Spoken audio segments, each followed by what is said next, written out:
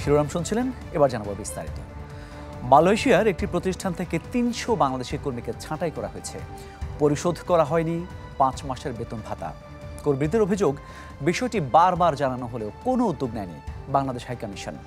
এদিকে নির্ধারিত সময়ে পাসপোর্ট না পাওয়া ও দালাল চক্রের খপ্পরে প্রতারিত হয়ে অবৈধ হচ্ছেন অনেকে। গেল দুদিনে ইমিগ্রেশন পুলিশের অভিযানে আটক হয়েছেন ২৭৪ বাংলাদেশি। মালয়েশিয়ার শিল্পাঞ্চল সেলাঙ্গোর রাজ্যের কেলাং কাওয়াগুচি ম্যানুফ্যাকচারিং কোম্পানিতে কাজ করেন কয়েকশো বাংলাদেশি। তবে গেল ৫ মাসে কর্মীদের কোনো বেতন ভাতা পরিশোধ করেনি প্রতিষ্ঠানটি। সবশেষ কেলাং কাওয়াগুচি থেকে ছাঁটাই করা হয় ৩০০ বাংলাদেশিকে। কাজ হারিয়ে দিশেহারা এসব প্রবাসীরা। আমরা ইতিপূর্বেই কয়েকবার আন্দোলন করার পরে অল্প কিছু টাকা পেয়েছি, কিন্তু কোম্পানি আমাদেরকে আশ্বস্ত করেছে বেতন দেবে, কিন্তু এখনো পর্যন্ত আমাদের বেতন দেয় নাই। বাংলাদেশ হাই কমিশনার আসলো, তারা একটা মিটিং করলো, তারা একটা লং ট্রিটমেন্ট দিল যে 18 তারিখে তাদের একটা কোর্টে একটা মামলা আছে, সেটা রায় অনুযায়ী 19 তারিখে তারা আমাদের সাথে করবে বৈশা, সেটা আমাদের একটা সমাধান দেবে। শুরু থেকেই নজরদারি সহ বিষয়টি নিয়ে প্রয়োজনীয় পদক্ষেপ নেওয়া হচ্ছে বলে জানান দূতাবাসের এক কর্মকর্তা। কোম্পানিটা বোধহয় দেউলিয়া হওয়ার অবস্থায় আছে, তাদের বেতন দেওয়ার মতো ক্যাপাসিটি এখন এই মুহূর্তে নাই। তারা কোম্পানিটার যে ওয়ার্কার আছে তাদেরকে বৈধভাবে ডিপার্টমেন্ট অফ লেবার মাধ্যমে হস্তান্তর করার জন্য সেরকম একটা প্রস্তাব দিয়েছে মর্মে আমাদেরকে জানিয়েছে। এদিকে বেতন ভাতা ও স্বাস্থ্যসম্মত আবাসন নিশ্চিতের দাবিতে কুয়ালালামপুরে বিক্ষোভ করছেন আরেক কোম্পানি ইকেল মেটালের কর্মীরা। অভিযোগ, গেল ৩ মাসে বেতন পরিশোধ করেনি কোম্পানিটি। কলিং ভিসায় যাওয়া শ্রমিকদের চাপে ৩ কিস্তিতে অর্থ পরিশোধের আশ্বাস দিয়েছে ইকেল মেটাল। তবে এমন সিদ্ধান্ত মানতে নারাজ প্রবাসীরা। দেশটিতে অবৈধ প্রবাসীদের গ্রেপ্তারে ইমিগ্রেশনের অভিযানে প্রতিদিনই আটক হচ্ছেন বহু প্রবাসী। গেল 2 দিনেই গ্রেপ্তার হয়েছেন ২৭৪ বাংলাদেশি। নির্ধারিত সময়ে পাসপোর্ট না পাওয়া সহ দালাল চক্রের খপ্পরে প্রতারিত হয়ে দেশটিতে অবৈধ হচ্ছেন বাংলাদেশিরা। পরিত্যক্ত ভবন আর জঙ্গলে পালিয়ে থেকেও ইমিগ্রেশনের অভিযান থেকে মিলছে না মুক্তি। Desk report, channel 24। জাতীয় বাজেটের উন্নয়ন খাতের জন্য পাকিস্তানকে প্রতিশ্রুত $60 কোটি ঋণ বাতিল করেছে বিশ্ব ব্যাংক। চলতি অর্থবছর দেশটিকে বাজেট সংশ্লিষ্ট আর কোনো ঋণ দেওয়া হবে না, এমন কথাও জানিয়েছে ঋণদাতা সংস্থাটি। বিশ্ব ব্যাংকের মতে, যেসব শর্ত সাপেক্ষে পাকিস্তানকে এই ঋণের প্রতিশ্রুতি দেওয়া হয়েছিল তার কোনোটাই পূরণ করতে পারেনি পাকিস্তান সরকার। বিশ্ব ব্যাংকের এমন পদক্ষেপ দেশটির অর্থনীতির জন্য বড় ধরনের ধাক্কা। বাজেট সংক্রান্ত ঋণ পাওয়ার পর আরও $200 কোটি ঋণের আবেদন করার পরিকল্পনা ছিল পাকিস্তানের। তবে বাজেট ঋণ বাতিলের ফলে নতুন ঋণ পাওয়ার পরিকল্পনা এখন ভেস্তে গেল।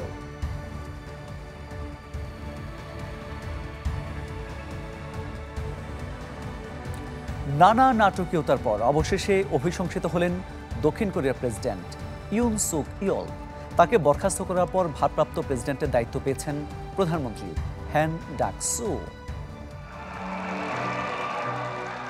শেষ পর্যন্ত আর পদে থাকা হলো না দক্ষিণ কোরিয়ার প্রেসিডেন্ট ইউন সুক ইয়োলের। পার্লামেন্টে দ্বিতীয় দফার ভোটে অভিশংসিত হলেন তিনি। ৩০০ জনের মধ্যে ২০৪ সংসদ সদস্য দিলেন অভিশংসনের পক্ষে ভোট। তার দল পিপলস পাওয়ার পার্টির ১২ এমপিও রয়েছেন অভিশংসনের পক্ষে। ইয়োল অভিশংসিত হওয়ার পরই ভারপ্রাপ্ত প্রেসিডেন্টের দায়িত্ব দেওয়া হয়েছে প্রধানমন্ত্রী হ্যান ডাক-সুকে। দায়িত্ব নিয়েই দেশে স্থিতিশীলতা ফেরানোর প্রতিশ্রুতি তার। এই কঠিন সময়ে পুরো শক্তি দিয়ে রাষ্ট্রের শাসন ব্যবস্থা ঠিক রাখার চেষ্টা করব। এদিকে ভোটাভুটির আগেই হাজার হাজার মানুষ পার্লামেন্টের সামনে জড়ো হন। ইয়োলের অভিশংসিত হওয়ার খবরে আনন্দে মেতে ওঠেন তারা। ইয়োলকে অভিশংসনের সিদ্ধান্ত নেওয়া হয়েছে। সাধারণ মানুষের দাবির পরও স্বেচ্ছায় পদত্যাগ করতে চাননি তিনি।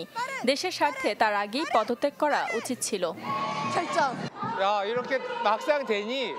এমনটাই আশা করেছিলাম আমরা। আনন্দে কাঁদতে ইচ্ছা করছে। আজ দারুণ কিছু অর্জন করেছে দেশের মানুষ, যা ইতিহাসের পাতায় লেখা থাকবে। গেল সপ্তাহে বিরোধী ডেমোক্রেটিক পার্টির ডাকে অভিশংসনের জন্য হয় ভোটাভুটি। তবে নিজ দলের আইন প্রণেতারা ওয়াকআউট করলে সে যাত্রায় বেঁচে যান ইয়োল। 3 ডিসেম্বর হঠাৎ করেই দেশে মার্শাল ল জারি করেন প্রেসিডেন্ট ইয়োল। রাষ্ট্র ও গণতন্ত্র রক্ষার নামে সামরিক শাসন জারি করায় ক্ষোভে ফেটে পড়ে বিরোধী নেতাকর্মী ও সাধারণ মানুষ। তখন থেকেই তার পদত্যাগের জোর দাবি ওঠে। চাপের মুখে কয়েক ঘন্টার মধ্যে তুলে নেন মার্শাল ল। সুযোগ কাজে লাগিয়ে অভিশংসনের দাবি তোলে বিরোধীরা। পদে বহাল থাকতে শেষ পর্যন্ত লড়াই চালিয়ে যাওয়ার হুঁশিয়ারি দিয়েছিলেন ইয়োল, তবে শেষ রক্ষা হলো না। ইফশিতা জামান, চ্যানেল 24। ইসলামী ব্যাংক পিএলসি ওয়ার্ল্ড নিউজ টুডেতে নিচ্ছে একটা বিরতি, ফিরছে একটু পর, সাথেই থাকুন। আবারও আমন্ত্রণ ইসলামী ব্যাংক পিএলসি ওয়ার্ল্ড নিউজ টুডেতে। সিরিয়ায় একের পর এক হামলা চালিয়ে যাচ্ছে ইসরায়েলি বাহিনী। রাজধানী দামেস্কে শুক্রবার রাতেও শোনা গেছে বিকট বিস্ফোরণের শব্দ। সিরিয়ান আর্মির 4th ডিভিশন এবং একটি রাডার ব্যাটালিয়ন লক্ষ্য করে বিমান হামলা চালায় ইসরায়েল। এর আগে দামেস্ক ও সুইদার কাছে অন্তত 6টি সামরিক স্থাপনায় চালানো হয় হামলা। বাশার আল আসাদের পতনের পর এ পর্যন্ত সিরিয়ায় 5 শতাধিক হামলা চালিয়েছে তেল আবিব। লক্ষ্যবস্তু করা হয়েছে বিমান ঘাঁটি, যুদ্ধজাহাজ, অস্ত্র কারখানা সহ বিভিন্ন স্থাপনা।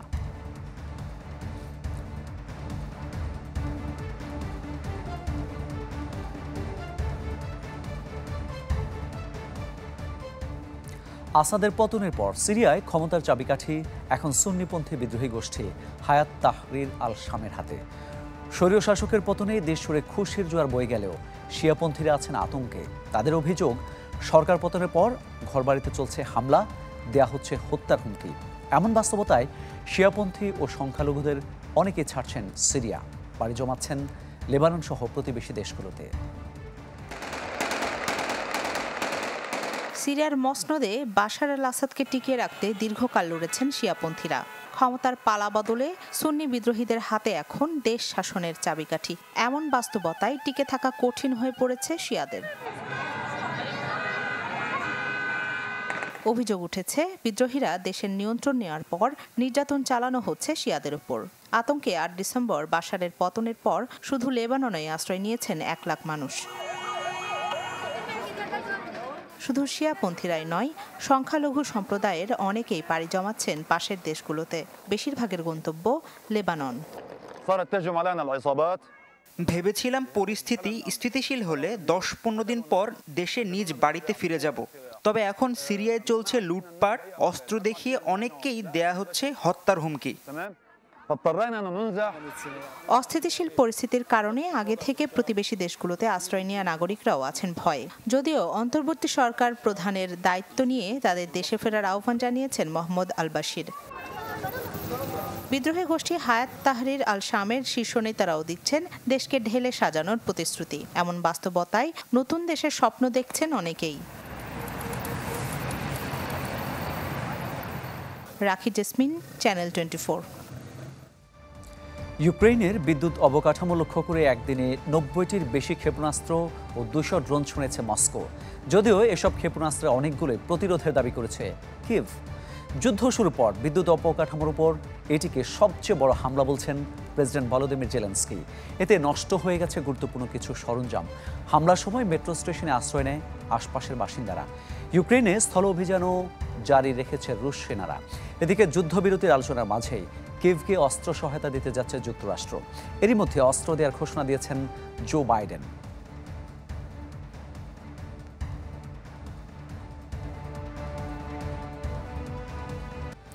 এই ছিল আজকের ইসলামী ব্যাংক পিএলসি ওয়ার্ল্ড নিউজ টুডেতে। বিশ্বের গুরুত্বপূর্ণ সব সংবাদ ও বিশ্লেষণ জানতে চোখ রাখুন চ্যানেল 24 পর্দায়। এছাড়াও দেখতে পারেন ফেসবুক এবং ইউটিউবে। ধন্যবাদ সবাইকে।